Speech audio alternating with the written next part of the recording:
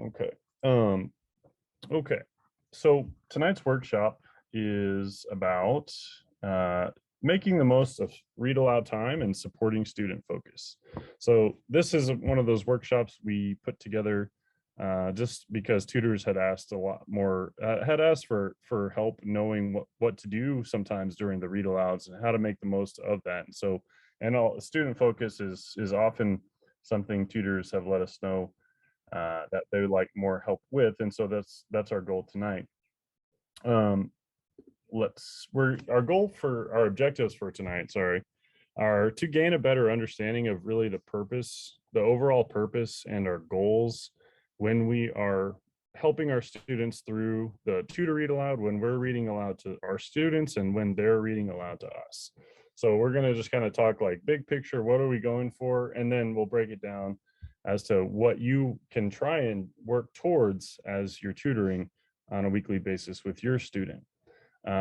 We will talk about what to prioritize. So what should you look for, and to really provide the most targeted student support. So again, every student is different and they're going to need something different than the student sitting right next to them, whether that's, maybe they need more help understanding their alphabet, or maybe they need more help practicing comprehension questions. That's going to be different for every student. And so we're really going to just kind of talk about how you can train your eyes to look for the things that your student really needs. Um, we're also going to talk a lot about setting and managing expectations with students before, during, and after your weekly lessons. So expectations are some of those things that, as the adults in the room, we can really use to our advantage to help our students kind of understand a little better how this whole process can be smoother and how we can do it better together. And finally, we'll share some tips to support student focus during sessions, as well as some just best practices overall. Then at the end, I'll ask other folks who are here to share maybe what has worked for you in the past. So there's so many different things that we can all do to support our students when it comes to their reading. And experience is really what is going to help us understand that the most. And so there are some things on your mind that you think, hey, this worked for me, I would like other folks to know about it too. That's what we're going to do at the end, so we can just kind of share together what has worked for us in the past. Okay, so but I want to kind of start too just by with a couple of disclaimers when it comes to the information we're going to talk about. One, there's no magic bullet which can solve all issues for all students. So when we're talking about supporting student focus, we could talk a lot about different ways that could look for different kids, but there's just no blanket way I can say that this is how it's going to help your student focus. But really tonight's goal is for this workshop to be helpful and to provide tips and also to provide a deeper understanding of what to look for and prioritize. So again, training your eyes, knowing how to kind of approach the situation and then handle it as best you can. Not all issues will be solved by the end of this workshop. It's a work in progress. We are always learning, so are our students, and we're always growing, and so are our students. And so that is what we're about, and we're just, this is a step in that growth, and thank you for understanding that. Second one, this workshop, we are like, there are some tutors who might be here who are online tutors through our Reading Partners Connects, and some who might be here for traditional or in-person tutoring. Both lessons, really, they kind of follow an overall structure that's very consistent, where the tutor reads first, then we practice together. After that, the student reads, and then that's the end of the lesson. But not everything in here is going to translate equally between the two types of tutoring. So I just want to acknowledge that, because sometimes I might reference like the whiteboard or some of those things in the center that we might use. And that won't exactly be relevant for online tutors, and I apologize for that. But we will kind of dip our toes into both areas so that you can kind of, I think everyone will see a bit of the other side when it comes to tutoring. Also, last disclaimer, I just have to let everybody know in case this is not your style, but I do use a lot of bullet points and lists throughout this training. So if this bothers you, probably best to leave now. But, we're going to start by doing just kind of, again, a welcome. We've got a smaller group tonight, which is perfect. We're going to kind of just meet each other, hear about where we're at in our tutoring. Then we'll talk first the tutor read aloud. That typically comes first, so we'll start there. Then we'll discuss the student read aloud. And finally, supporting student focus and engagement. Then we'll wrap up and answer any final questions you folks might have. Okay, so just to kind of get going before we get too far, I just want to introduce myself. Again, my name is Jonathan Merkel. I'm the Community Engagement Manager of Operations. I've been with Reading Partners since 2015. I did 6 months as a volunteer in Denver, 2 years as a coordinator in Denver at a school called Garden Place Academy. And then 4 years I've been here in Tulsa on the community engagement team. So I've been lucky to serve a lot of students and work with a lot of tutors, and I really get a lot of enjoyment of just sharing my love of reading with folks in our community. The team I work with, we're the folks who are managing the onboarding, the tutor orientations, and then also just, processing your paperwork. We're the ones who said you can't tutor until this is done. So sorry about that, but hopefully it wasn't too painful to get those things through. Okay. I also, if you're an online tutor and you ever need help, I see at least one familiar face here from a practice session. But I lead those where just, if a tutor wants support, knowing how to set up their screen and whatnot, that's what I also do. And then just, kind of 2 facts about me. I love hiking the Ouachita Trail. I've been out there twice and both times been amazing. And then, this isn't exactly reading center appropriate, but my favorite movie is Goodfellas. I just love it. It's one of the good ones. And, I just always enjoyed that. But if you haven't ever been out to the Ouachitas, it's really beautiful. Talamina is a great drive. Out there last time I saw 2 bears, which was really exciting. Okay, so just to kind of get to know each other, I don't know if anyone would be interested in coming off mute and introducing yourself, but I'd be curious to hear, kind of like what's a memory or your favorite memory you have of someone reading to you. I don't know if anyone comes to mind, but I'll tell you just to start. My 2nd grade teacher, Miss Vincent, read us James and the Giant Peach, and that was what we would read, maybe a chapter a day after recess. And I just can still remember how upset I was whenever she stopped at the end of the chapter when the sharks were attacking the base of the peach, and it looked like everything was going to fall apart. And that was like the worst cliffhanger I ever experienced in my life. And I just loved that experience of being in the classroom and reading this really great book together. Curious if anybody else would like to share.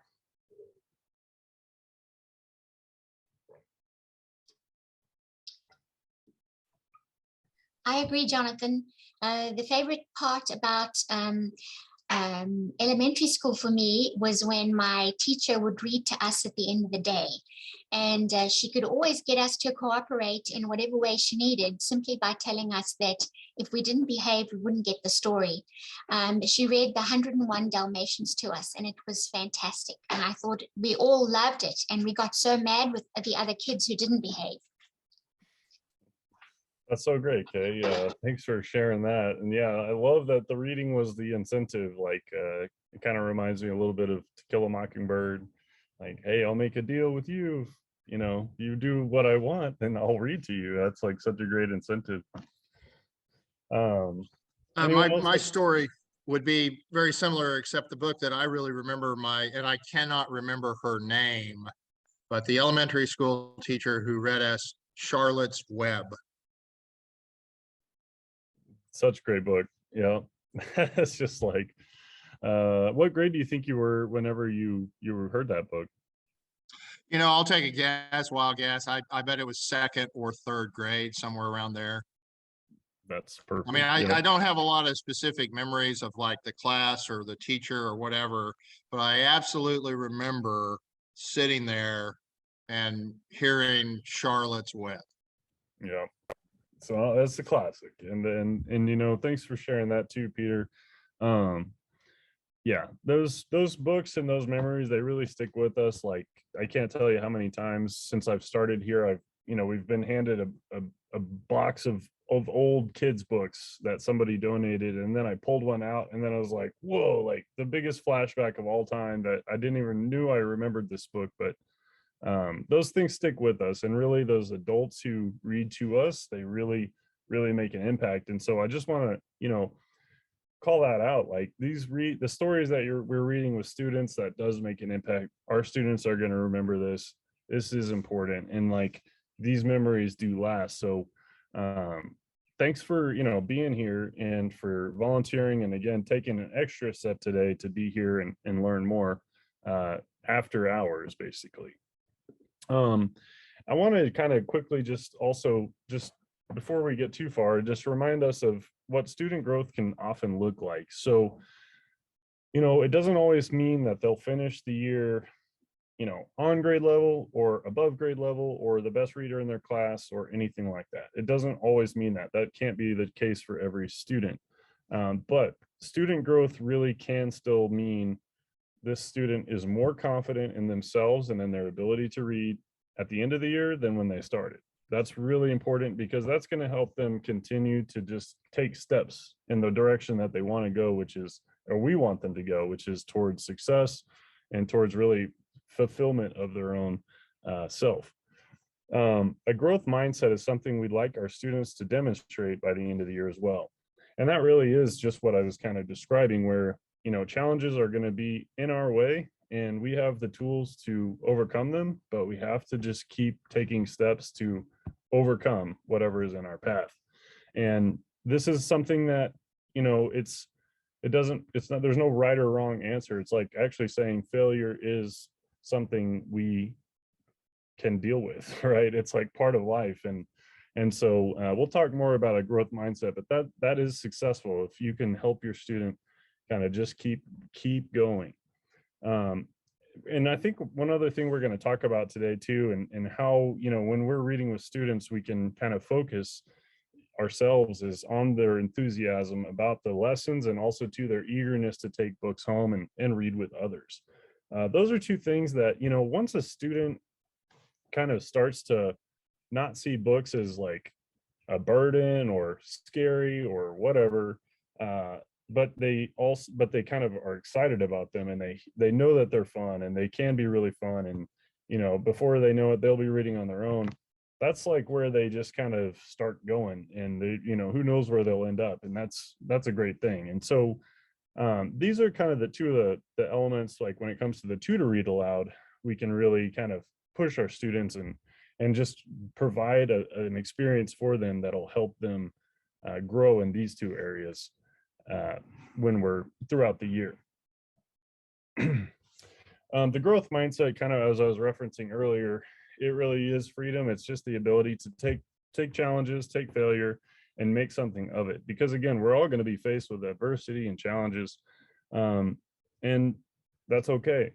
Where it's a kind of a problem is like where we take those challenges and think, oh, this is like a whole indictment of my entire self, right? I'm a failure because I failed my second grade spelling test, right? Like, that's not the case. You have a long life, and there's so many other things you're going to be good at, and you're going to just keep working at other areas. And so we really want to just remind our students that failure is part of the process, and same for us as tutors. Like, we need to remember that as well. Sometimes we're going to have a bad session, right? It happens, and that's okay. We'll just take what we learn and we'll apply it the next time, and we'll continue to try and improve what we are doing and how we're doing it. So when it comes to the tutor read aloud, moving forward, okay, so we're in our center, or we're online, we're getting started, we're going to read aloud to our students. Why do we do this? Okay, so it's pretty simple. The first reason is we want to just help we want tutors and students to get comfortable and have fun together. So this is like a great way to spend 10 minutes just kind of getting going. Nobody's responsible for the content. You're reading it together. You can be like, hey, this book is kind of weird, right? Like, just have fun together and take it in and just get ready for your session. We can also use this time. We want to introduce students to a variety of texts and stories while we're modeling fluent reading. So one of the things we can do is just show them, hey, you didn't like that kind of book last time? Well, guess what? There's a million other kinds of books that you can read. Are you interested? You didn't want to read a biography? Well, what about, this fantasy story about whatever, right? we can kind of help them understand that if there's something you're interested in, there's at least 1,000 books about it, right? And so that's something that will help them, and that's something we can really help them understand.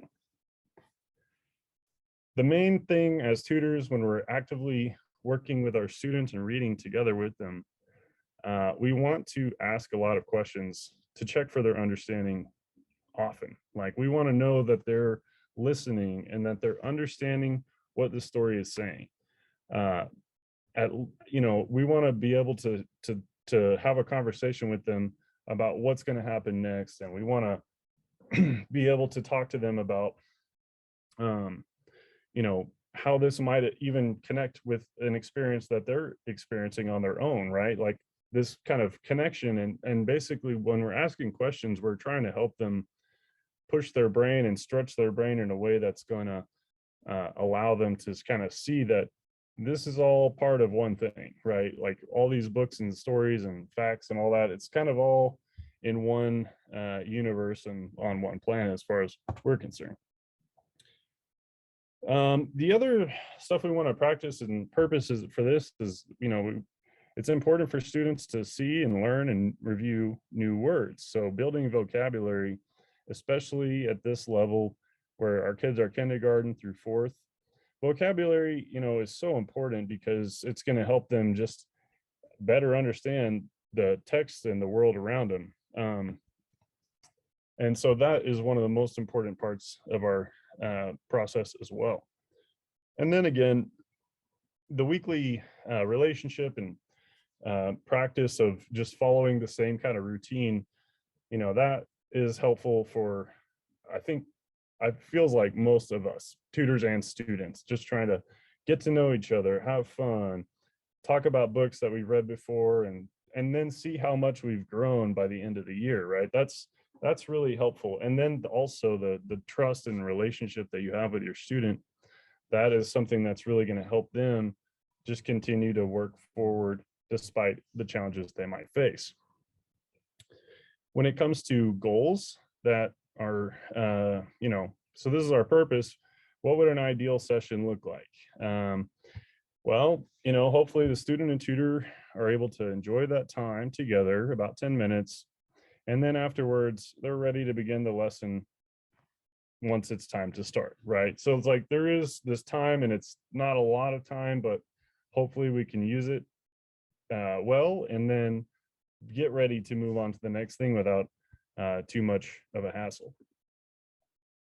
Another goal, and this is one I put a lot of different little concepts in here, but honestly, if you have a tutor read aloud session and you complete, one or two of these things, you're going to be doing a really great job, and you're going to have a really great session. So, we wanted the student to have fun with you. We would like to see, some enthusiasm that they have for the story. They, hopefully they're on the edge of their seat, but, if they're just excited and engaged, then that's great. If they're practicing things like making predictions and making connections to, other books or to their own life or to their friend's life or whatever, that is really good because that's showing a deep level of understanding and comprehension. And that is, helping them. That's going to really help them later on when they're reading more complex text.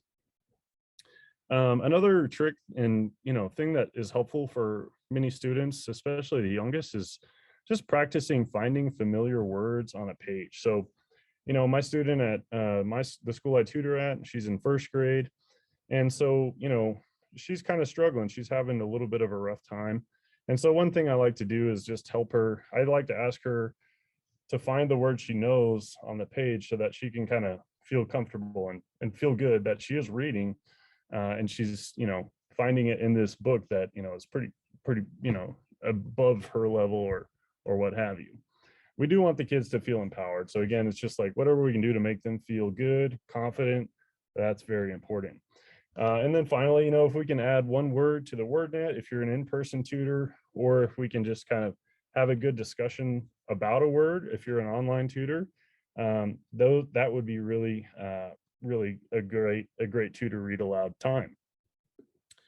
And then finally, as tutors, the goal is to just identify what, if anything, your student consistently struggles to understand during the tutor read aloud time.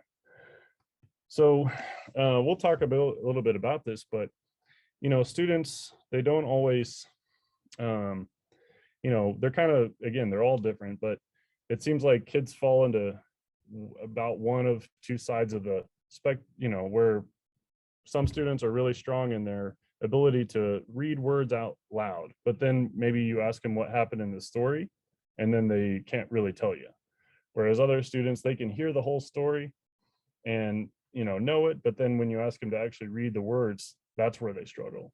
And so when we're working with the students and reading aloud to them, if your student isn't really answering the questions you're asking in a way that makes sense, that's something to make note of, and then to keep kind of bringing down the level of question that you're asking to try and find out, like, where are they at in this understanding of the story. So those are the goals and the purpose. I'm going to jump more into this, but do we have any questions so far? Are you all feeling okay so far? Great. Let me show you some more. So I kind of wanted to talk about this in the sense of, it's different depending on how long you've worked together with your student. So for the first 4 sessions, like if you're a brand new tutor and you're just getting to know your student, your goal is really to get comfortable. If you're an in-person tutor, it's helpful to use those discussion guides to just kind of remind yourself where your student is at. They're a kindergartner. These are the kind of questions I need to ask a kindergartner versus a 4th grader, where you can ask much more, complex type questions. So for the first 4 sessions, those are great places to start. We also want to just kind of learn what books might motivate our student. What are they into? What kind of stuff interests them? What stories do they like? What do they know about? We just want to, again, use this time to just get comfortable and develop a routine and learn about them. Also, those first 4 sessions, when we're reading aloud, we really want to just set our expectations for the weekly lesson and our working norm. So how are we going to work together, and how can I set that up? So it's like, hey, I like to always just start out my lesson kind of talking about what we did last time and what we're going to do today. It's like, hey, remember last time how we read this book and you told me about this thing, and then we practiced sounding out words. And remember how last time, it was kind of hard, right? Today we're going to do that again, but I want you to, I know you're going to be able to do it, because we thought, we're going to do the same steps. You're going to, just kind of trying to like really let them know that you see what, you see and remember kind of how everything goes, and how, like, let's say like our student was struggling and they were not staying in their chair, right? I would be like, hey, remember last time you kind of got out of your chair whenever stuff got hard? Today we're going to actually stay in focus, and we're really going to work together and stick our nose in the book until we get the whole thing read, right? Kind of just trying to let them know that's how we're going to work together. Again, another piece is just gauging their background knowledge and readiness to make connections. So one example of this is, there's a book that's really popular called The True Story of the Three Little Pigs. And the book is written from the perspective of the wolf, who, is telling his side of the story in The Three Little Pigs. And it makes him sound kind of like a guy who was set up by the police. And, it doesn't look like, it wasn't what it looked like, basically. Um, to understand that story, the student must know the first story, right? The verse version of the Three Little Pigs. And that's pretty common that students will know that, but that's kind of where we want to gauge. We kind of need to like help them understand, you know, some of the context basically. And if they know it, then that's perfect. And if they don't, let's just kind of keep track of like where are those gaps in their kind of understanding of some of these things that almost we it's so omnipotent that we almost kind of take it for granted, right? The true story of the Three Little Pigs, and it just seems like everyone's heard it, but sometimes the students haven't, and so that's a good thing to know just for our working relationship. And we'll try and find out more about what they do know and what they aren't as familiar with.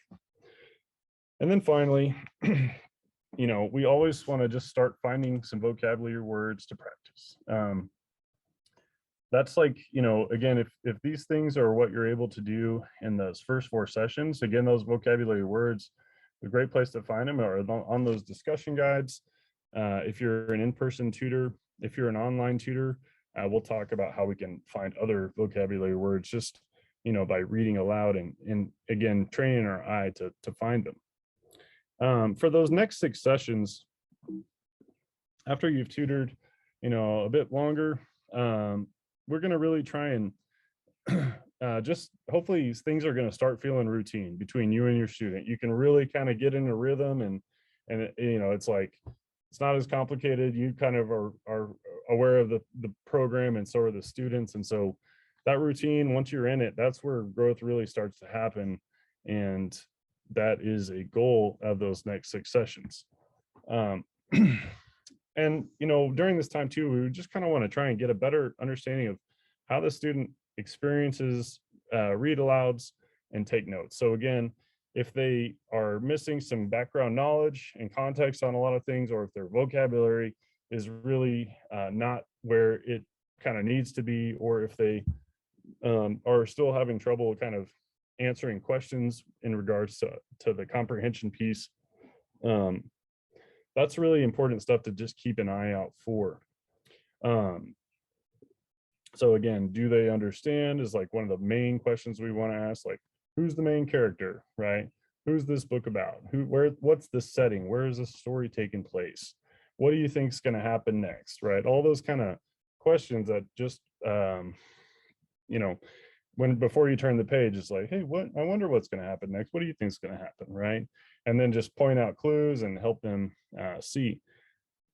Again, when they struggle with vocabulary, it might just mean they're just not getting the most out of the book. And we'll talk again more about vocabulary here in a little bit. But and is their engagement improving? So,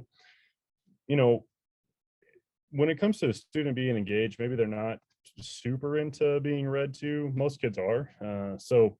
But if they start out, not as interested, hopefully over time we can see that engagement start to improve. Just where hopefully they're more interested, they feel more comfortable with you, and then they're starting to kind of lean in a little bit more when you're reading out loud to them. That is what we'd like to see.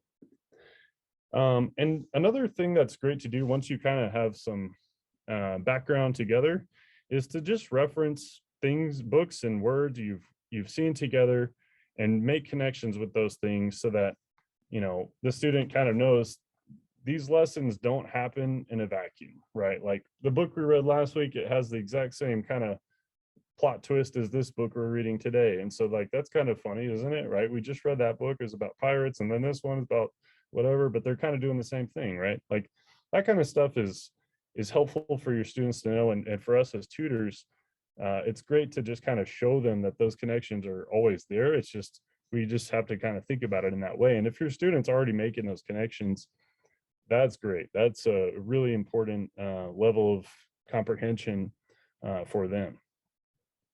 And then beyond the first 10 sessions that you do, again, the goal is to have a strong sense of trust, just because trust happens when, we have a routine again, and the practice and support has been there. And, we really want to just build and continue to maintain that trust, because this time is, again, time where the tutor is really leading things and the students taking a step back and getting to chill, and that's helpful for them, right? Because like this is the time where they're not really in the spotlight doing the work and being pushed and that kind of stuff. And so this kind of time together, when used really well, can build a lot of that trust.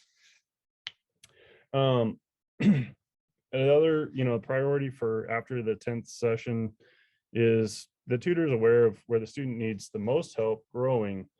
And really, as tutors, we want to just target our questions in that area. So if your student struggles with comprehension and they're working really hard to try and understand the author's message in the story, and it's just not quite clicking, that's where we might ask a lot more of those kind of questions, just by way of we know our student that well that we can kind of say this is really important for them to have focus on, and we can kind of lead them in that direction. And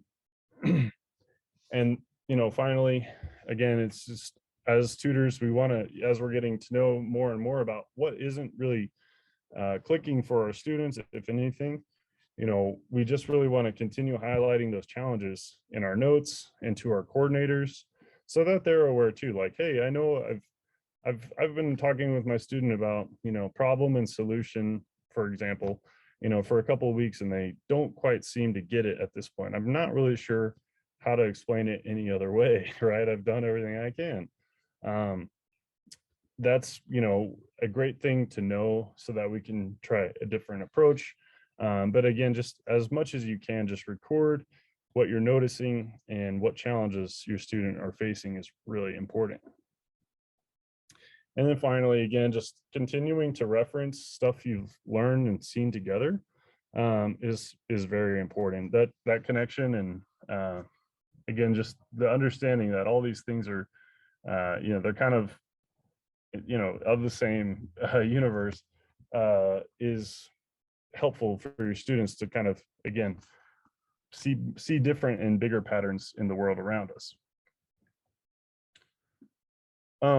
We also, it's helpful to provide choices. So in the Reading Center, if you're a in-person tutor or if you're an online tutor, I just would always recommend that tutors provide the options based on what's available, and then the student chooses from that. So in this case, I use the virtual tutor Read-Aloud library that online tutors will use to pick books.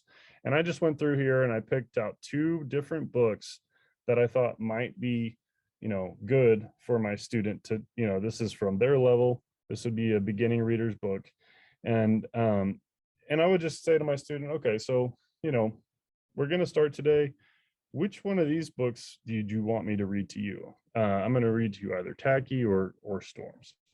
And if you're in the center or online, one, it's nice to just kind of narrow the choices for students, because there's so many things available and we might kind of be overwhelmed by all the options. But also too, as a tutor, you can kind of say like, well, we've been reading a lot of storybooks, so I'm going to make sure and throw in a nonfiction text as well, so that they can kind of have that chance to read a different type of text. And so that's just kind of helpful to kind of, again, give your student choices. They're ultimately making the decision, but you're kind of, again, steering them in a direction that might be beneficial to them. I'm thinking specifically about students who always maybe want to read about something like superheroes or things like that. They, a lot of students, they find a book that they love, and that's amazing. But we don't want to read the same one every time. And so this can be helpful to kind of avoid that and help your student kind of see beyond what they're most interested in, which there's no problem in that. But again, it's a big world out there. Let's face it. Okay. So providing choices is really good. I'm going to keep going. And if, do we have any questions so far? Are we feeling pretty good? Any top of mind for anybody? Just, when it comes to reading aloud, the best practice is, just some things, again, we can do when we're working together is just know that it's okay if you don't finish the book. We just really want to record the progress and their interest level in your notes. One other thing too, I just want to, it's not on this slide, but um, if you're in Tutor and um, I see that, Ann. I agree on the choices online. We don't have an option to bring one in here. Yeah, that's true. Yeah, sorry about that, Ann. Yeah, I mean, like, these are all, yeah, I don't know. They're all selected by not people here in Tulsa, I'll tell you that. Okay, so if the book is unfinished, yeah, so like let's say you're finished the book with your student, or sorry, you put the book down, you mark it, the next tutor picks up another book. You don't have to start in that middle of one. You can finish the book you're reading with your student. You can kind of have your own thing going with them. They can hear two stories at a time, and that's great.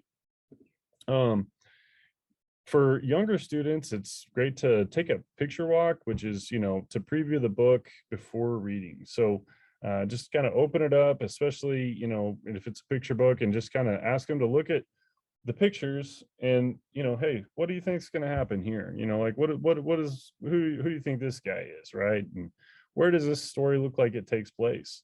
And, we really kind of want to just help them get ready for the story. So it's kind of like, again, it's just a quick preview where they can get a sense of what's going on and what's about to happen. So maybe we won't show them everything, but we'll give them a taste of what they're about to get into. And when we're adding words or talking about vocabulary words, it's okay if they don't remember everything, right? That is totally fine. It does take practice, and repetition and exposure is what's needed. And so all students really just need to continue practicing with vocabulary as much as possible. Again, just even hearing it often in conversation is helpful for them, because then it'll really start to click. As tutors, we can set a great example just by pointing at each word as we read. It's a really important habit, especially for the kids. It really helps them kind of zero in on the words that they're reading, as opposed to all the words on the page. And when we're reading aloud to them, especially if I'm online, it can help them get some extra tracking practice and kind of see what I'm pointing, how I'm reading this page in front of me. And it's great for them to follow along. As mentioned earlier, encourage your student to seek out, especially those kids who are working on sight words like emerging readers kids, or even early beginning, just to seek out those familiar words on the page before you read. And that can just help them start to feel like, hey, I'm reading too, right? Like that's something I knew, and that feels good, right? And sight word practice, again, is one of those things. It just takes practice. And so the more we can offer, the better off they're going to be. Okay. A lot of times we'll be reading, our students, they're wanting to talk about something else. That's totally normal. There's a couple ways we can do about this. One way is just to say like, hey, that's so interesting.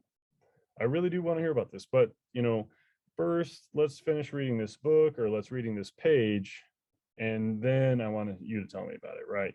So it's letting them know that you hear them, you're going to give them the space, and then afterwards you really do. And then, okay, great, I think that's so cool. Like, now let's go ahead and get back to work, right? And just by acknowledging that, that is something they're wanting to share. They're literally wanting to give you some cool information from their brain.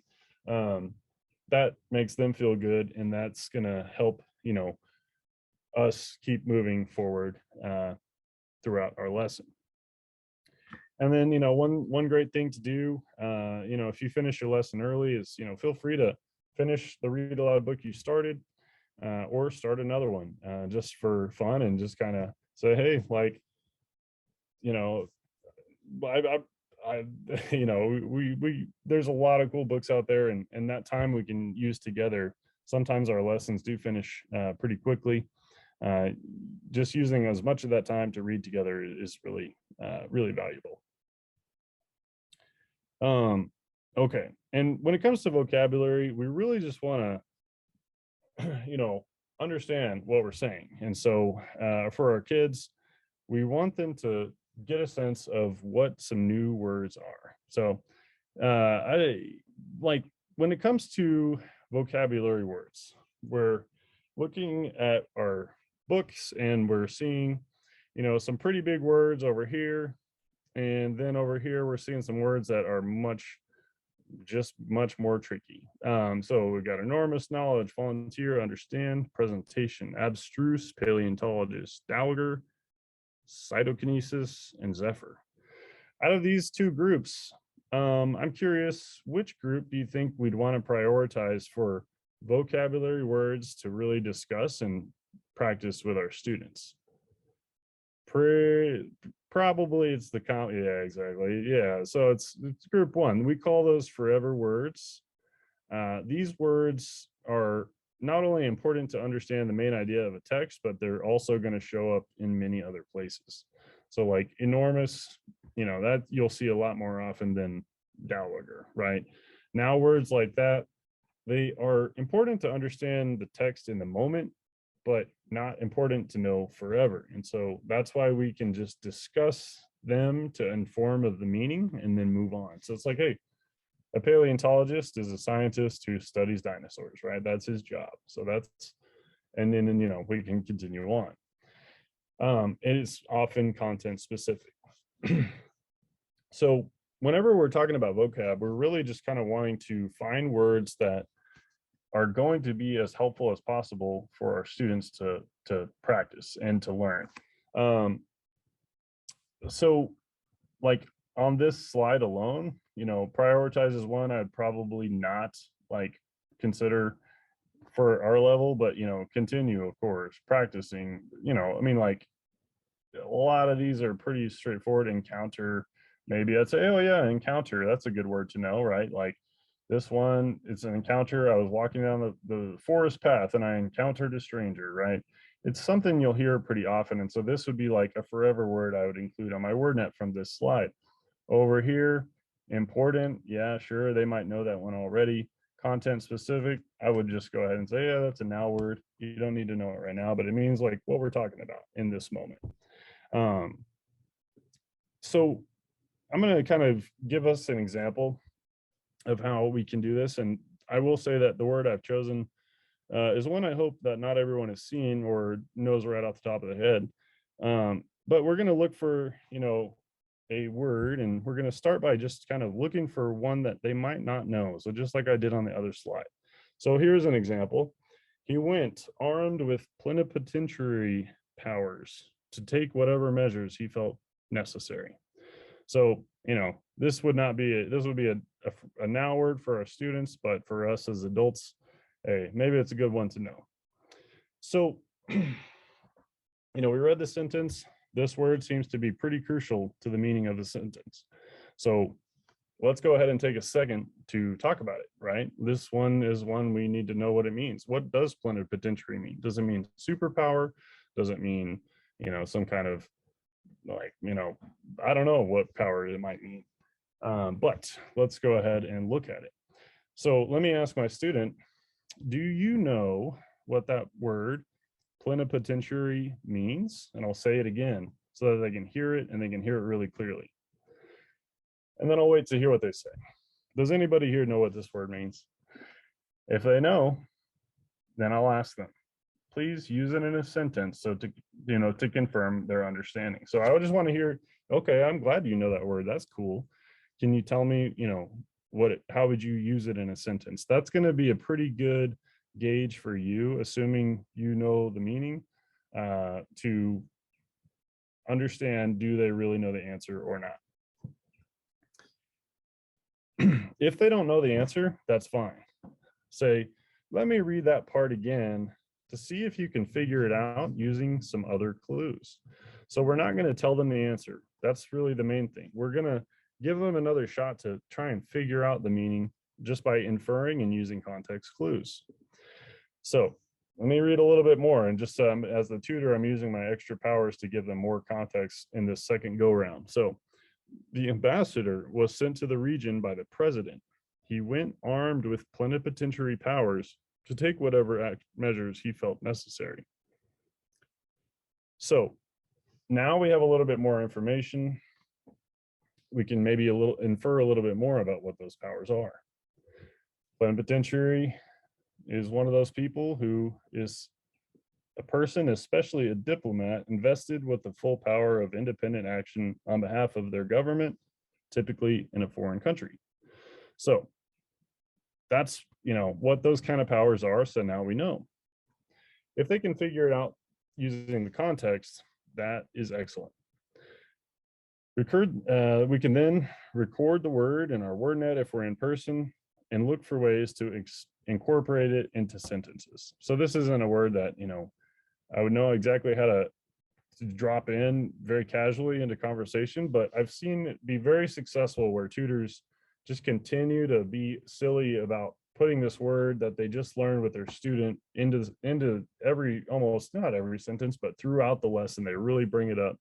And by the end of it, the student just can't forget the word and they're telling everybody what it means. And that is something that's really great way to just continue to help your student build that vocabulary and learn new words. And finally, if they need further help, feel free to take, and especially if you're an in-person tutor, feel free to take time to look up the word together in a dictionary. A dictionary is a great place, and that is where we will find the meaning of words. So let's remind them that good readers don't always know the meaning of every word, but they always know where to find it. Those books, as old as they are helpful, and they still work just like they once did. So thank you, Marion, for the heads up. Thanks for being here. Okay, so we're gonna continue on and now move into student read aloud, unless anyone has any questions before that.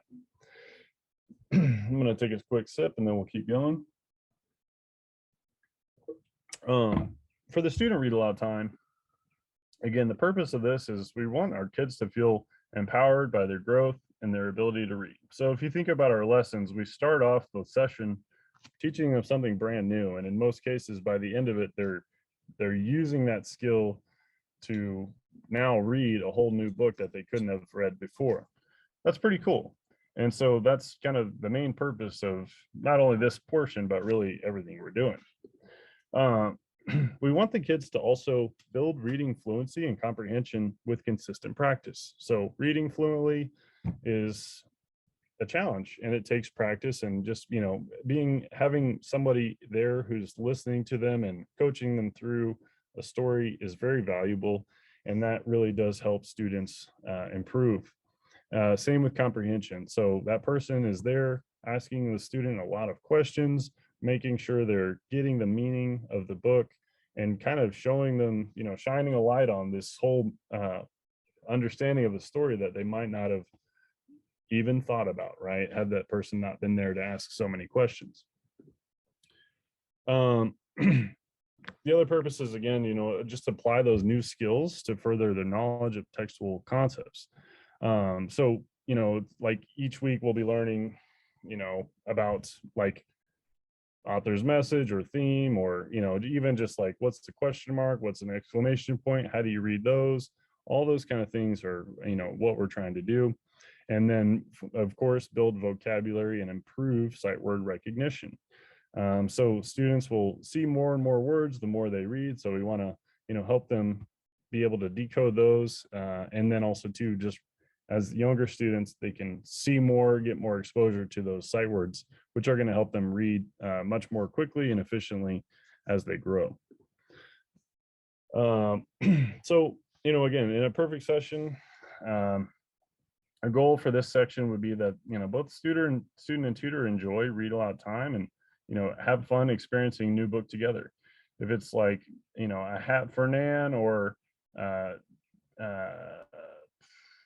Splink and Splank, whatever it is, it's a new book and it's kind of fun to just see what happens and go through that process together. Hopefully the student will have fun reading. They'll display some enthusiasm for the story, maybe through their expression as they're reading. Practice making predictions and connections. Once again, finding familiar words on the page, feeling empowered, and learning new vocabulary words. Those are always goals. Again, a lot of this is kind of consistent between these two levels, just based on, but it's just different because, you know, of who's reading and how the student is interacting with the book. Building fluency is really a goal. Again, the ability to read as if you were talking. That is something that students can grow into, but we just, you know, they have to practice reading aloud, and they have to, you know, it's very helpful for them to read something once and then read it again and then read it again and read it again. That is really going to improve their fluency and their just connection and the way they sound as they're reading. And then again, when your student is struggling, we want to just look for those consistent patterns where they're struggling. You know, I noticed that my student was kind of almost adding in words into the middle of a word just by seeing almost like the last letter and plugging it in, almost like the word is like wrapping around. And I was like, I don't know how to solve this, but I'm going to go ahead and make note of it so that I can let the next tutor know and they can look for that as well. Because those little things are what we are here to observe, and those, you know, our observations are really valuable in terms of helping that student, you know, that student's challenge be addressed. Okay, so again, when we're just starting, it's a little bit different than when we've worked with our students before. So we again are just getting comfortable. And when I say like get comfortable, it's, you know, it's a little bit different than a tutor read aloud where you are literally reading to your student and they're sitting back and getting comfortable. Like whenever your student is reading aloud to you, it might be a little bit intimidating to try and read in front of somebody who, you know, when a student knows that reading is really difficult and I don't want to look stupid, right? That is kind of the stuff that we are talking about when we're saying getting comfortable. And so as tutors, the first 4 sessions, you know, it's perfectly fine to kind of just take the, like, you know, we still are going to correct them when they make mistakes, but we really want to let them know that we're here to support them no matter what mistakes they make. That's the main message we want to send. We also want to look for, again, what motivates your student and what's going to help them push through challenges. So whether it's, you know, this student really seems to be interested in me reading aloud to them, or they seem really interested in just kind of getting finished with the book so that they can, you know, pick a book out and go back to class, right? There's different motivations for each kid. And so it's helpful as you're reading aloud to them to just kind of see like what will help them push through the difficult times, and what can I do and kind of be ready for whenever the stuff gets tough to kind of maybe offer that will help them continue working even when they're really frustrated or kind of tired, or, you know, they're not really feeling it, if that's the case. Sometimes that does happen. The same thing here, we want to set expectations, and we want to set expectations and just kind of say, this is how this is going to go. And I am really excited for us to work on this together. And I cannot wait to hear you read. Like just setting all that up for your student is helpful in those first 4 sessions. Again, we want to gauge, what are they comfortable with? What do they know? And what is uncomfortable, and what do they not know? That's stuff that we can learn, kind of pick up over time, those first 4 sessions, and just look for, like, again, what mistakes are they making? Are they confusing B and D all the time? Are they, you know, confusing U and Y? What is the issue here? What can we help them with?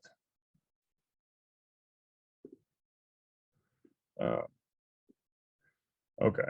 And another thing to look for is what sight words does the student struggle to read? The read aloud process and flow, you know, we want that to feel routine. The flow that we're talking about here is, you know, again, the student knows that they're going to start reading, we're going to read the book, and then After that, we're going to read it again and again. We're going to practice our fluency once we read it. That sometimes can be hard to build up in terms of like your student, oh, I just finished reading the book. The last thing I want to do is read it one more time. And so, yeah, sorry. Okay, so, but once we build up to that routine, then we're going to feel a lot better and they will be good. We can deepen our understanding of how our student experiences read alouds, and we can record that in our notes. So what is it that they're struggling with? Is it the read aloud time? Is it, is it the comprehension piece? Is it the decoding of words? What is it that they're really struggling with, and like where do they most need to grow?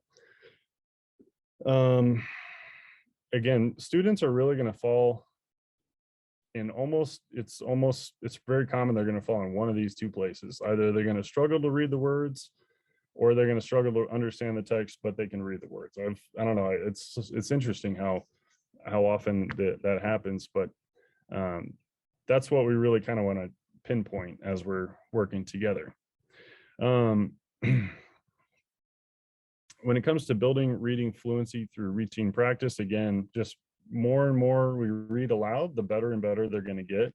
The more you'll start to hear their reading be more expressive just the first go round, right? They'll hear that question, they'll hear that character's voice in their head, and then they'll ask the question in a way where it's kind of almost rhythmic, right? If you read a story and you start picking up the rhythm, that's fluent reading. And so, you know, ideally we'll start to see our students kind of pick up on what the text is really doing as they practice their reading more and more often. And then when it comes to fluency, you know, like we often set the timer, especially for in-person tutoring. We have a 1-minute timer where the kids read.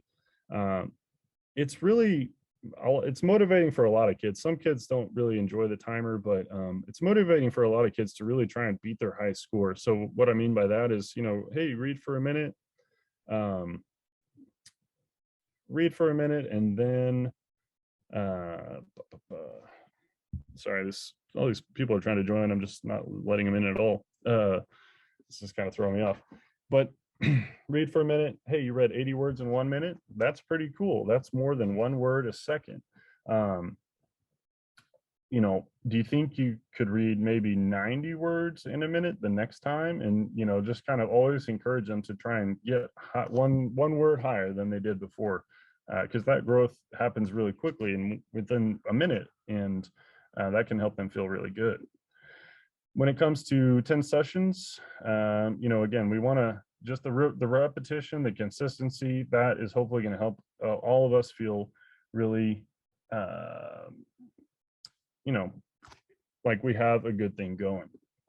The tutor is aware of where student needs most help growing and asks targeted questions based on the student needs. So again, just trying to hone in on, like, if your student struggles to understand the text as they're reading, just make sure we're asking a lot more questions based on, you know, maybe what the comprehension skill is for the day. Or if the student is struggling to read the words, like, let's just kind of keep a little bit more information on the whiteboard. We can have it sitting right in front of them, and then we can say, hey, remember this word over here, ank? That's the one we practiced. Like, we can include all that information there. And finally, you know, referencing those books we've seen together and read together is just always so helpful. Again, just making connections between the text and themselves and the world around them is great comprehension. So again, pointing at every word is really important. So this is something that every kid can do. I give my students, if I'm in person, you know, I'll like say, hey, do you want to use this marker? Do you want to use this pen to kind of point, you know, whatever, like use your finger, just use something, right? And if I'm online, then as the tutor, this is where I would actually just ask them to follow along as well. You know, I'll track with my cursor and they can track with their finger on the screen. You know, asking questions often is really important to check for their understanding. So sometimes students lose sight of the forest for the trees. So they might get so caught up trying to read each word and power through this sentence that they really kind of lost sight of the big picture. And so, that's something that's going to, as tutors, we also want to just back up and say, hey, like before we get too far, what just happened, right? And then if we come across maybe some of those cultural expressions like forest for the trees, that's something too we can kind of talk about and help our students understand and build that background knowledge as well. There's a lot of expressions that we'll see or hear about in books, or we'll kind of maybe even see it like played on a word, play on words or something. That's a good time to just kind of take a step back, just the same way we would with vocabulary, and talk about an expression to build their understanding and help them get the most out of that passage. Whenever they're working to read a word out loud, feel free to use that 7-second wait time to give your students space to work through what they're working on. Don't it's important we let them kind of struggle and practice and get to know that sometimes it just is hard work, and a lot of times once a student is feeling confident, that's where they don't want that help. They actually want to do it on their own, and that's what we'd like to see. And so just giving them time and space to figure it out, it's like, hey, I know you can do this. I'm not jumping in, I'm just waiting to hear you. That can be really helpful. And again, that is called a productive struggle when somebody is really forced to just figure it out and make it happen. Not bad at all. And students are going to make mistakes when they're reading aloud. That is perfectly normal, and that is how we learn. So just let's remind our students that we're always learning, we're always making mistakes, and what we do as tutors is we support them when they're making mistakes. We're not going to make them feel bad or anything, and they shouldn't feel bad. Let's just get back to it and keep going. Also, as we're reading aloud, I would really recommend, as your student is reading aloud, I would really recommend using nonverbal cues when you notice a mistake. And so, like, one thing I've seen tutors do that I've started doing is just pointing toward the word and just holding my finger there until they recognize, like, and even sometimes I'll just make a little like, like a little kind of like, not quite, like, and that'll kind of bring them back. And those things, just again, through consistency, it's like you don't have to talk about it. No one's making anybody feel bad. We're just kind of going back, we're figuring it out, and then we're moving forward. That can be helpful because, again, it's just, you don't have to say too much to get them back to where they want to go. And if they just keep going, they're like, I said that word, I'm not going back, I'm going to the end here. Go ahead and let them finish the page, and then just bring them back, and then have them reread it and go back to the page again. Reading and rereading is a really good practice. That's going to help them just get better and better and better. And so it's really totally fine for them to keep practicing in that way. Okay. Oh, and then the last piece here is, if your student is missing a word, like a lot of times, I'll see this when it comes to, like, my student is a first grade student, and they struggle with sight words. We're still working on our sight word vocabulary. So, like, if they miss a word like said, SAID, I'll pause and I'll ask them, okay, so what letters do you see in this word here? And then I'll ask them to tell me SAID, and I'll say SAID spells said. That word spells said, SAID. Can you spell said one more time? And then they'll spell it again, and we'll see it in the book. So what is that word? Said. Okay, great. So now you know it. So let's read it one more time, and we'll start at the beginning of the sentence and then go back through, and there's that word said. They read it, hopefully, and we're all good. But this really works for any level of kid, especially for third and second, third, fourth grade students. One thing that you'll see, I've seen quite often, is with a word like they'll read every word in the sentence and then they get to the one they don't know and they'll just see the first letter and then they'll make up something to fill in that blank and then move on, even though it doesn't make sense. And so, that is very common because it's an easy kind of tactic to deal with stuff you don't know. And but it's also kind of a bad habit. And so what we want to do is just call that out, like let them know, like, hey, what is that word again? What letters are in that? Maybe, does that sentence sound right with this word in it? I don't think so, right? Well, I think it's a different word, and let's kind of read the word, and we'll start by naming all the letters in it. So those are good ways to kind of help your student through. Just, I'm definitely like a fan of all these. I would recommend practicing those. And then I also wanted to just share this other resource, which I found, which is from the National Center on Improving Literacy. And so this is the one, sorry, I'm going to put this link in the chat here. But the, in there now. But this is a really cool site because it has a little toolkit of ways that, parents and families, this is built for them, can support students, but really it does a great job of doing this kind of all-encompassing.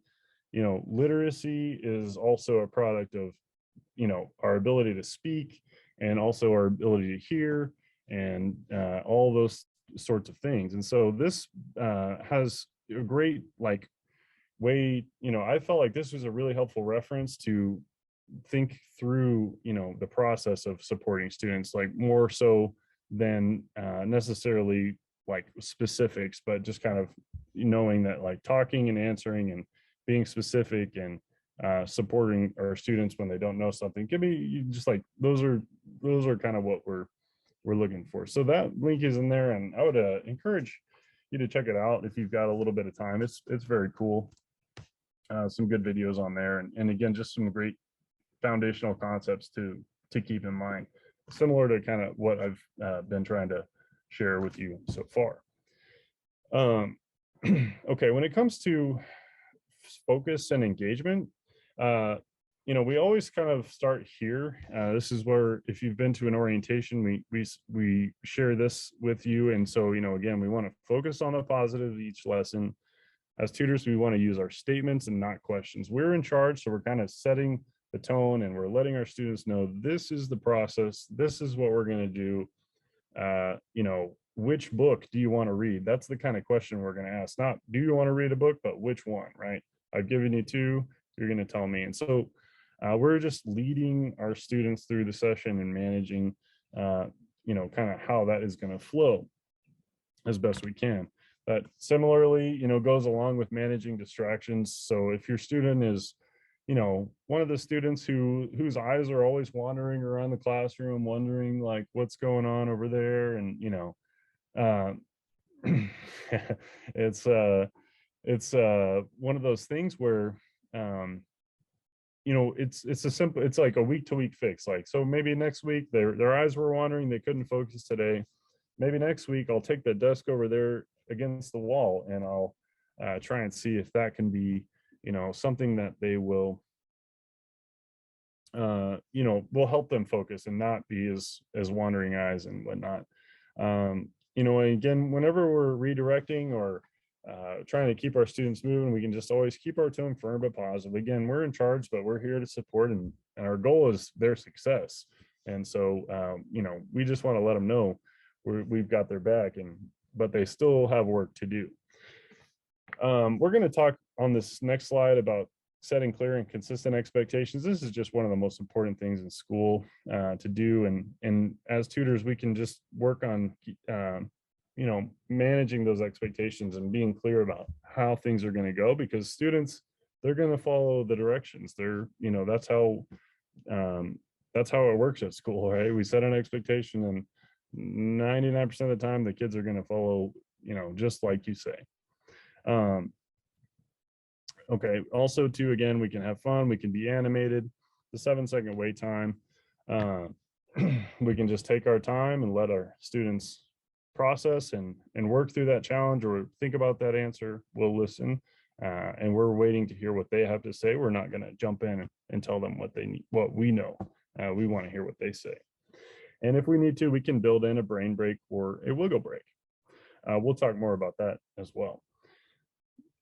So first, for managing expectations, one, we always believe in our students, and really the expectation is that they can do whatever they put their mind towards, right? Like that's what we expect. And so that's kind of where we want to start, by letting them know that, and also in ourselves, we know that as well. And when we're working together, we just want to be clear, consistent, and honest when working with our students. It's really going to help them know that we're not giving up on them, even though they might struggle. And also too, it might say like, hey, even if we're also not, giving up on them if we can't make it next week because we have a doctor's appointment, and, I've already talked to the coordinator. I'm just going to let you know I'm also going to be out too, right? So I'll see you the week after next, right? Just trying to be very honest with them about when they'll see you and how they can count on you, and all those kind of things helps build that relationship and trust. When it comes to letting our student know how the session should go, again, as tutors, when we're setting those expectations, we're going to let them know how the session will go, and we're also going to tell them what we need from them for us to succeed. So I would recommend framing, the success isn't about the student all the way, right? Like as tutors, we're working on doing things too. And so a successful session, we're partners. We need to work together, right? And so how can we do that together? I always like to ask our student, like, how can, what can we do?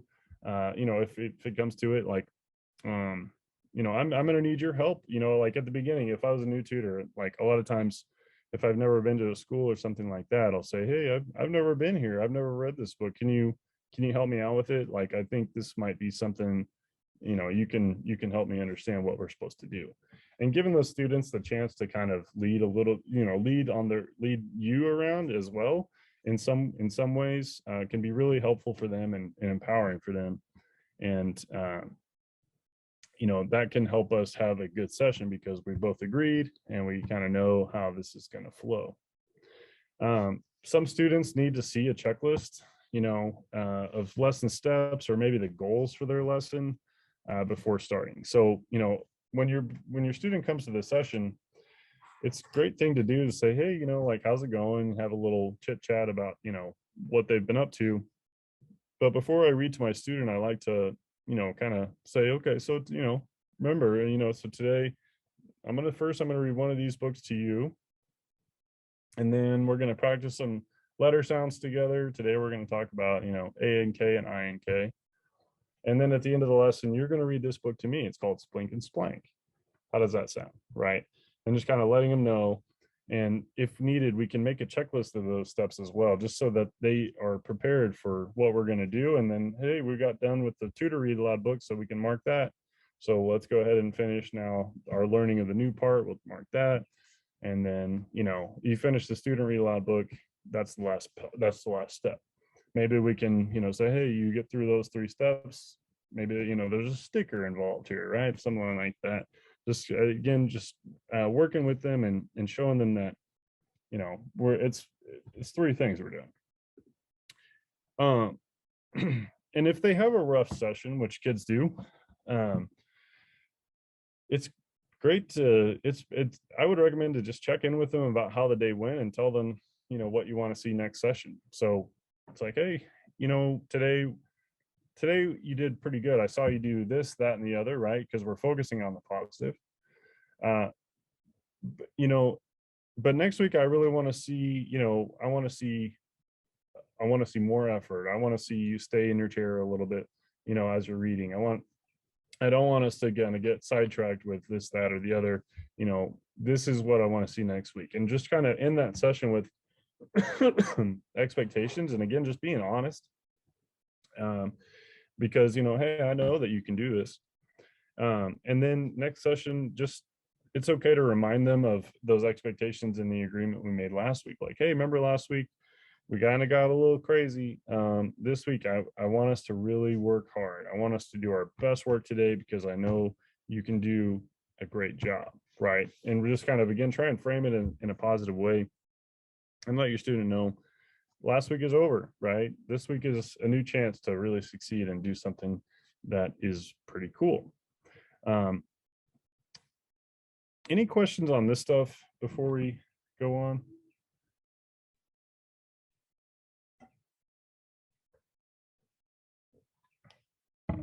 Great.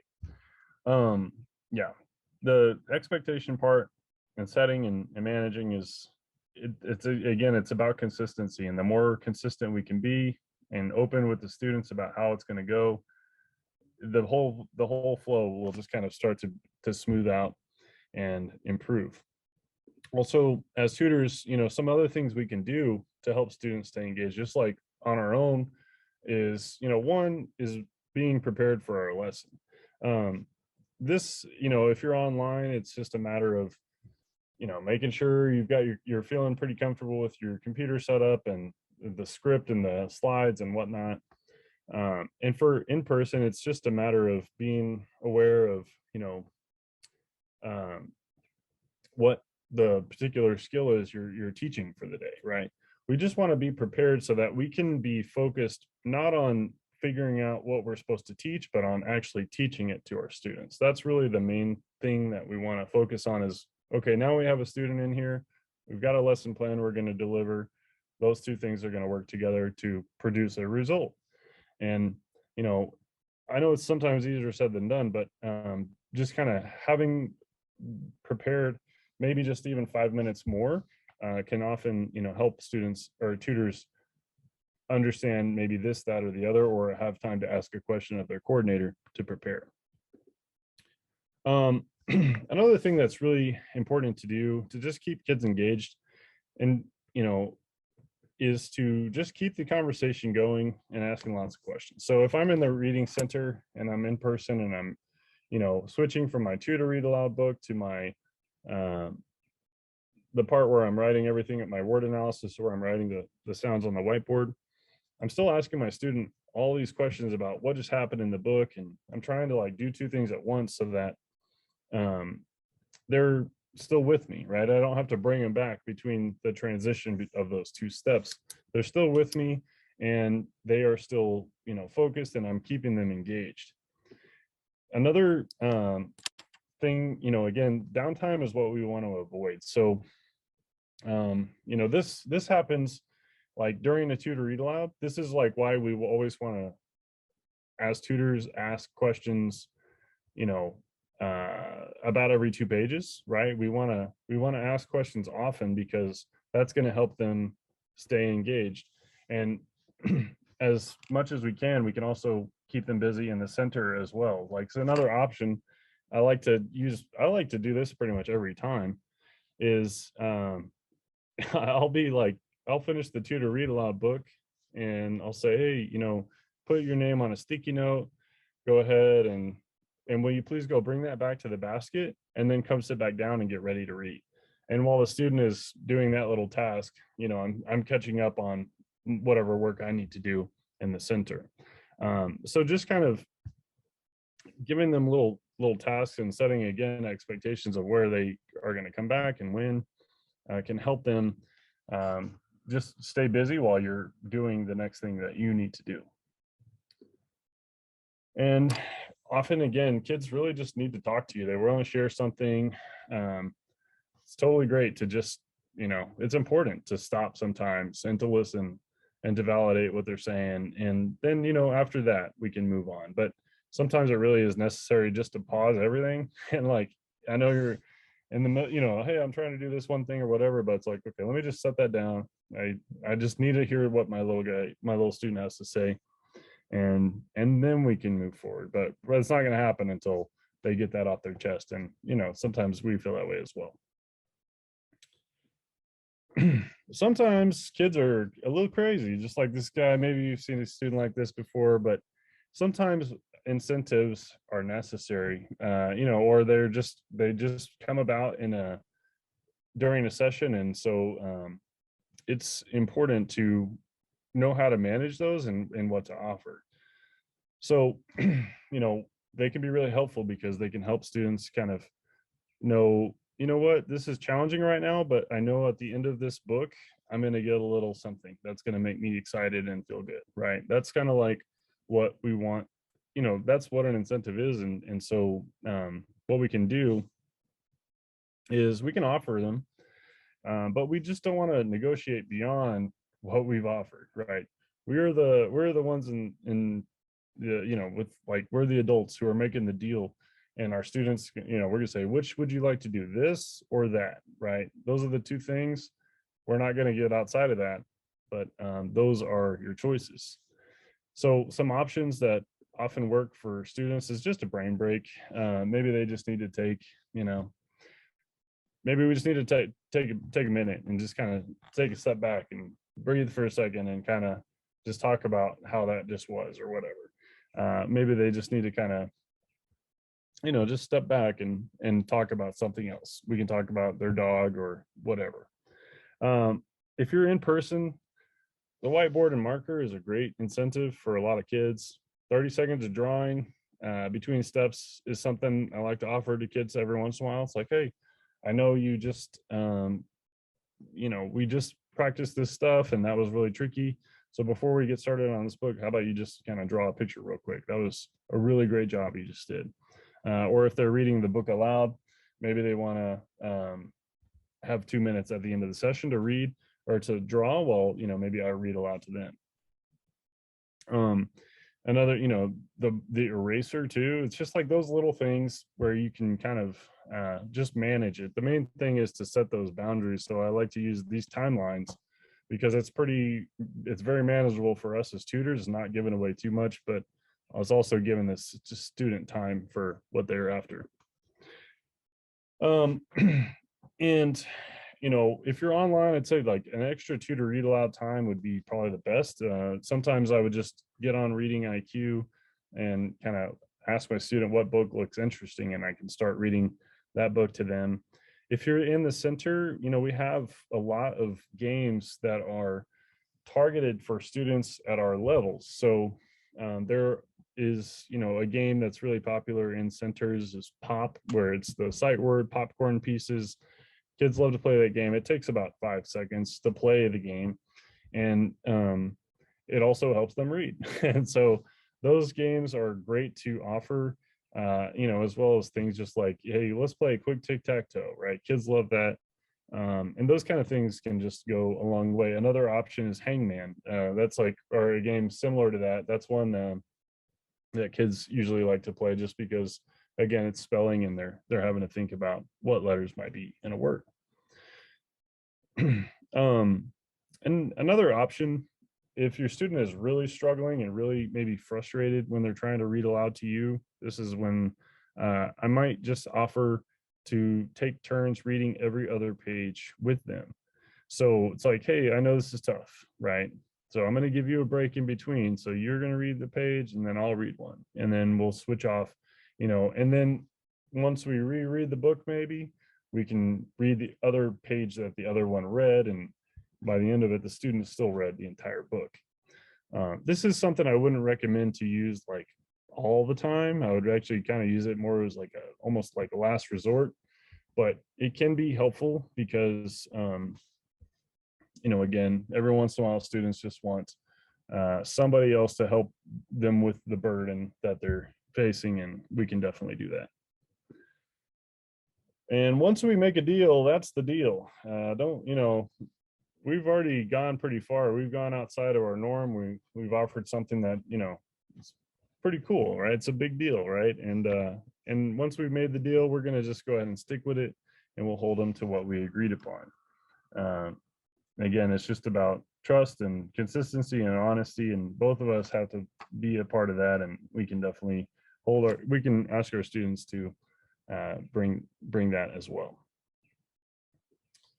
Okay, and now I kind of actually wanted to just quickly ask, like, what other things have you tried or might you try to help your students stay engaged? I don't know if anybody had suggestions from things they might have tried previously that could help others.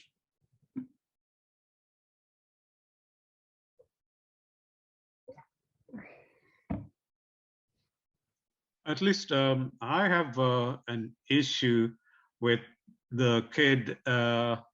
Each time she comes in, she wants to go to the bathroom, and then we lose a little bit of time on that. How we can overcome that. I wrote it in the notes that maybe they should finish all that before they come for the reading lesson. And the other clarification in your talk was with regard to fixed mindset and growth mindset. What were you expecting? Should we try to organize in such a way that the child gets a growth mindset, or is both equal? And the third clarification which I want is building reading fluency through routine practice. What did you mean? Is it take the book again the next time, or because we hardly find any time to do the practice, reread it? Okay, so the first question about the restroom, that's a great call out. And Simon, you're online, I believe, is that right? Yeah, so you know, for the restroom, like if you're in person, it's a little easier because, you know, you typically we're picking the students up and then we're bringing them. We can say, hey, like, let's go ahead and make sure we go to the restroom, get a water break, and then we'll go to reading partners. For your situation, I would email your coordinator directly and just let them know, hey, this has come up 2 times, and now I just want to let you know, and I would like to ask that you make sure that they go to the restroom before, just so that we have everything taken care of and we can focus our time. Because yeah, kids definitely will use that as kind of like, oh, this is getting a little challenging, I'm gonna go, you know, take 5. And so I would recommend to contact your coordinator directly in regards to that, and that will be something that they can you know, be aware of and hopefully fix before that is a consistent, you know, out for the student, because that is not a great use of time. I agree. The second thing was about growth mindset versus fixed mindset, and the one we want our students to take away is the growth mindset. And the growth mindset is really, it's basically the growth mindset is where the student knows that challenges are okay, and that's how we grow. It's basically like we're using our brain like a muscle, so we're going to exercise it, and from that exercise we're going to be benefited. Where a fixed mindset is saying, wow, I want to be a pro basketball player, and I missed one shot, and so now I quit because I can't take the rejection, right? And so you know, it's not that simple, right? But it's kind of like that, where students might start to feel like they just, you know, they want to look good, and they, you know, they want to do something really cool, but they're not really ready for the challenge to actually work, you know, the work that goes into reaching those goals. And so, you know, they might give up before it's time, because they feel like, you know what, this is who I am, I can't change it, I'm stuck, right? But that's not the case. We can really grow not only our intelligence, but really anything about ourselves, as long as we're committed to the work that has to go into that improvement. And then the third thing about reading fluency, yeah, thank you, Kay. Yeah, there's a SEL social emotional lesson about growth mindset. It's definitely one of those things. You know, I bring it up in every one of these workshops because it's just such a important concept. And thank you, Marianne. Thanks for coming. Thank you for being here, and Jesse as well.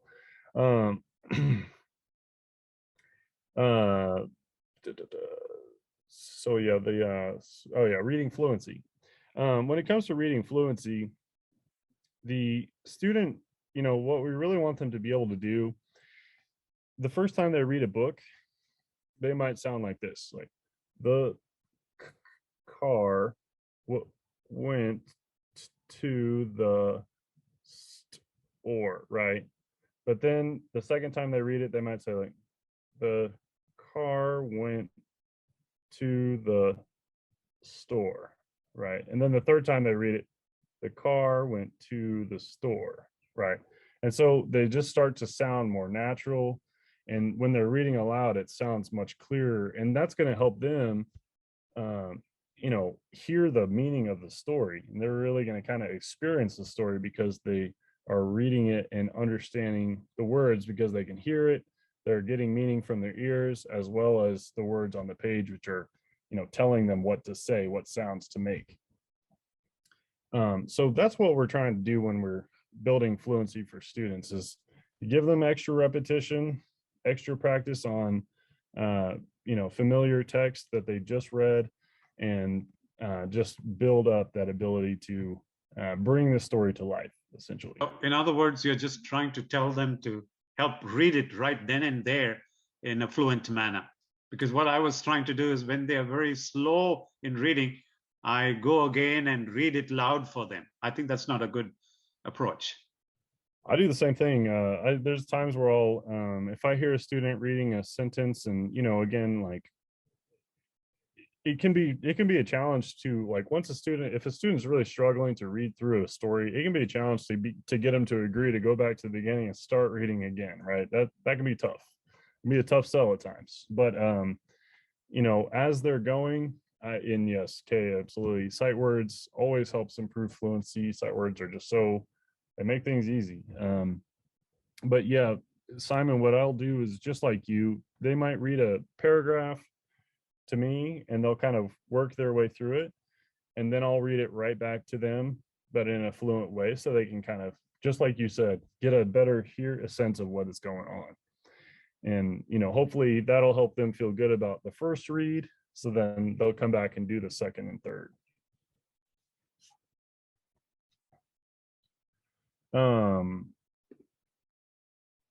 Yeah, I think that's, I don't know if there's any other questions or closing thoughts, but I guess I did put a little survey in the chat. I don't know if anyone would be willing to fill that out. That's just, you know, this workshop was made because people in surveys and previous workshops asked for this kind of, you know, this topic. So feel free to let us know what we can do better.